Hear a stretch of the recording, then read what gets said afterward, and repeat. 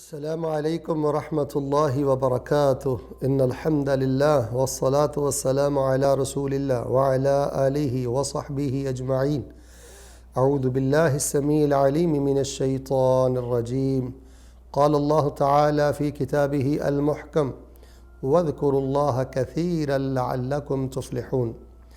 ناظرین و مستمعین، یقیناً آپ خیریت سے ہوں گے اور خیریت میں ہوں گے۔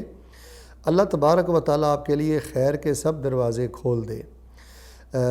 ہمارے اکثر بھائی ہمیں یہ سوال کرتے رہتے ہیں کہ آپ بہت زیادہ اذکار بتلاتے ہیں اور ہم وہ اذکار کرتے ہیں لیکن نتیجہ برآمد نہیں ہوتا، ہمیں ثمر نہیں ملتا، ہم جو چاہتے ہیں ویسے نہیں ہوتا، اور ہم جس فائدے کے لیے ذکر کرتے ہیں وہ فائدہ ہمیں محسوس نہیں ہوتا۔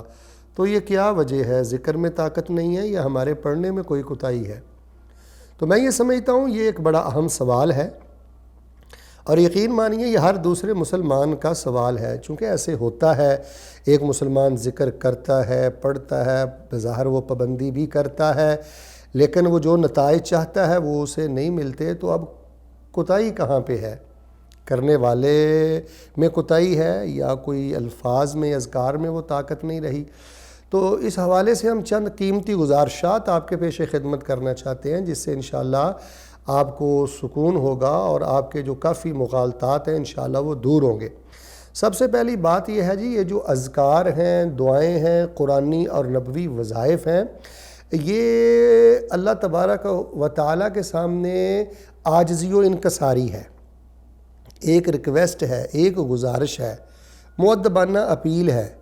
سب سے پہلے یہ بات اچھی طرح سمجھ لیں کہ یہ کوئی زور نہیں ہے اللہ تعالیٰ پر کہ بس آپ نے یہ کلمہ پڑھ دیا اور اب آپ جیسے چاہتے ہیں ویسے ہی ہونا چاہیے۔ بھئی ایسا نہیں ہے،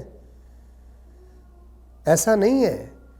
یہ اذکار، یہ وظائف، یہ دعائیں، یہ شرعی اوراد اور یہ جتنے اذکار ہیں یہ اللہ کے سامنے عاجزی کا اظہار ہے، یہ بھی عبادت کی ایک قسم ہے۔ تو سب سے پہلے یہ ذہن میں رکھ لیں کہ ہم یہ جو اذکار پڑھتے ہیں، دعائیں پڑھتے ہیں، وظائف پڑھتے ہیں، ہم اپنے اللہ کی عبادت کرتے ہیں، اللہ کو حکم نہیں دیتے۔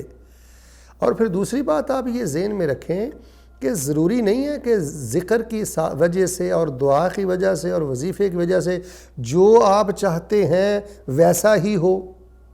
آپ نہیں جانتے کہ آپ نے ایک ذکر پڑھا ہے، وظیفہ پڑھا ہے، دعا پڑھی ہے، اس کے بدلے میں اللہ تبارک و تعالیٰ نے آپ کو کتنی مزید رحمتوں کے ساتھ نواز دی ہے۔ جو آپ ایگزیکٹ پرفیکٹ لینا چاہتے تھے وہ نہیں ملا، لیکن اس کے علاوہ اللہ تعالیٰ نے آپ کو درجنوں نعمتیں عطا فرما دیں۔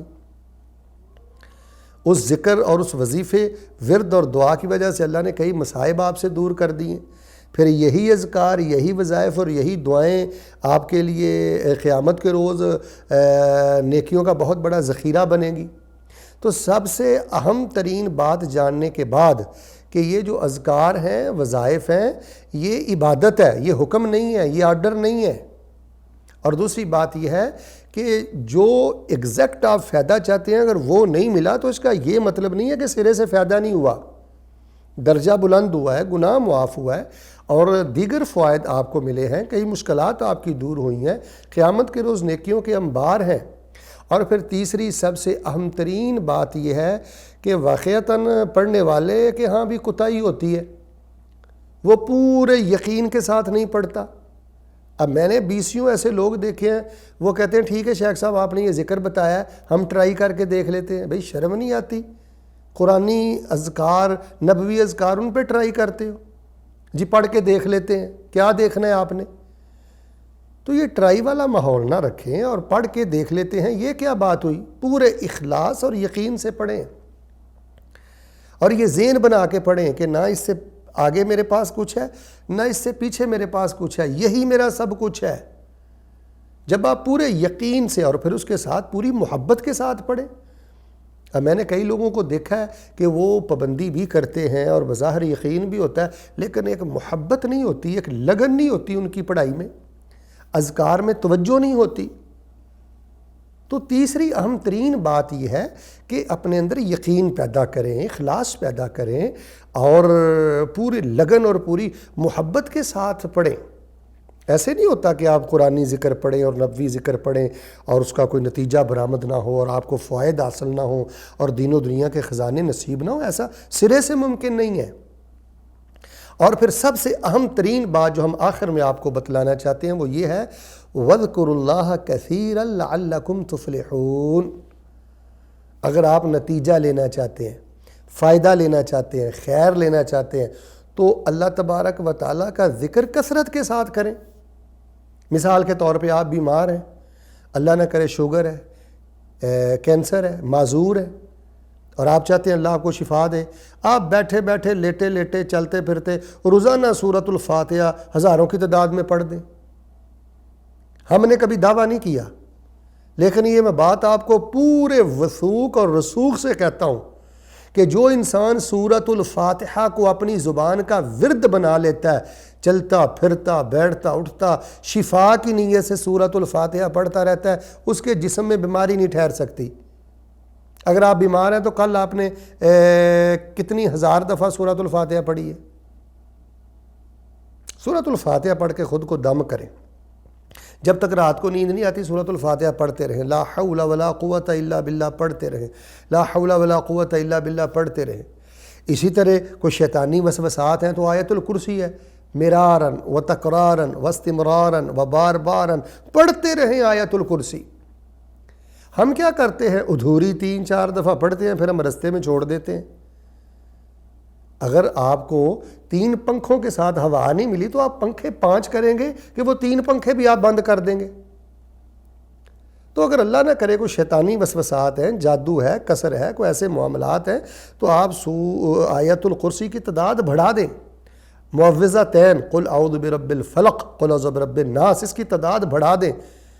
چلتے پھرتے کثرت کے ساتھ لا الہ الا اللہ وحدہ لا شریک لہ لہ الملک و لہ الحمد وہو علی کل شیء قدیر یہ پڑھیں۔ یہ اتنی بڑی طاقت ہے، اقسم بجلال اللہ، کوئی شیطانی معاملہ انسان کی زندگی میں نہیں ٹھہر سکتا، نہ آ سکتا، جو انسان پابندی سے صباحاً و مساء صبح اور شام 100 دفعہ یہ ذکر پڑھے اور چلتا پھرتا پڑھتا رہے، لا الہ الا اللہ وحدہ لا شریک لہ لہ الملک و لہ الحمد وہو علی کل شیء قدیر۔ اللہ تیرے سوا میرا کوئی نہیں ہے، تو اکیلا ہے، تیری بادشاہی میں رہتا ہوں، اگر میرے پاس کچھ ہے تو اللہ تیرا دیا ہوا ہے، ساری تعریف تیری ہے، اللہ تو ہر چیز پہ قادر ہے۔ یہ ذکر پڑھنے والا بندہ کبھی ناکام نہیں ہو سکتا۔ تو ناظرین و مستمعین، آج کی مجلس میں ہم آپ کو بتلانا یہ چاہتے ہیں، الحاد کا دور ہے، بے یقینی کا دور ہے، لوگ اللہ سے ٹوٹ رہے ہیں۔ بھئی یہ جو آپ ٹیکے لگواتے ہیں، گولیاں کھاتے ہیں، کیپسول کھاتے ہیں، اس میں شفا کس نے ڈالی ہے؟ اللہ نے۔ تو جو اللہ آپ کو بغیر دوائی کے بیمار کر سکتا ہے تو کیا وہ بغیر دوائی کے آپ کو شفا نہیں دے سکتا؟ یقین نہیں ہے، جلد بازی ہے۔ میں یہ بڑے دکھ کے ساتھ آپ کو ایک حقیقت بتا دیتا ہوں آج، کہ جتنے اہتمام اور لگن اور شوق سے لوگ ڈاکٹر کی دوائی کھاتے ہیں، یقین مانے اتنی اہتمام، لگن اور پابندی کے ساتھ وہ اذکار نہیں پڑھتے۔ کبھی پڑھ لیے، کبھی نہ پڑھے، کبھی چھوڑ دیے۔ تو ایک تو اس میں تسلسل لائیں جی، کثرت لائیں جی، یقین لائیں، محبت لائیں، اور پھر یہ ہے کہ یہ کوئی ضروری نہیں ہے کہ ایگزیکٹ آپ کو جو فائدہ چاہیے، اگر وہ فائدہ آپ کو نہیں ملا تو آپ کے پڑھنے کا ہی کوئی فائدہ نہیں ہے، ایسی بات نہیں ہے۔ یہ چند اہم چیزیں ہیں جو ہم نے آپ کی خدمت میں پیش کی ہیں، یہ اگر آج آپ کو سمجھ آ جائیں تو میں سمجھتا ہوں یہ بڑی فائدے کی بات ہے، ورنہ 6 ماہ بعد، سال بعد، 10 سال بعد حل یہیں پر ہے۔ اور ہم آپ کو یہ نصیحت کریں گے کہ نئے اذکار گھڑنے کی ضرورت نہیں ہے۔ رسول اللہ صلی اللہ علیہ وسلم کے لعاب میں شفا ہے، پسینے میں شفا ہے، آپ کی خوشبو جیسی خوشبو کسی کی نہیں ہے۔ تو جس پیغمبر کے پسینے میں شفا ہے، جن کے لعاب میں شفا ہے، تھوک میں شفا ہے، تو جو اذکار آپ کی زبان پاک سے نکلے ہوں گے ان میں کتنی شفا ہوگی۔ مسنون اذکار یاد کریں، نبوی اذکار یاد کریں اور پورے یقین کے ساتھ پڑھیں۔ قرآنی دعائیں یاد کریں، انبیاء کی دعائیں، یہ مجرب دعائیں ہیں۔ اللہ تعالیٰ نے ان دعاؤں کو پسند کیا، اللہ تبارک و تعالیٰ نے ان دعاؤں کو قرآن بنایا، لیکن آج ہمیں ان پہ یقین نہیں ہے، اس طرف توجہ نہیں ہے۔ انبیاء کی دعائیں پڑھتے رہیں، آپ کو یاد نہیں ہے کہ رسول رحمت علیہ السلام نے فرمایا اگر کوئی کرب ہو، غم ہو، بے چینی ہو اور آپ سمجھ رہے ہو کہ کچھ معاملے ہاتھ سے نکلتے جا رہے ہیں اور تنگی آتی جا رہی ہے تو لا الہ الا انت سبحانک انی کنت من الظالمین پڑھا کرو۔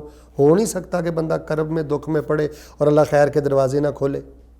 ہم پڑھتے نہیں ہیں، غور نہیں کرتے۔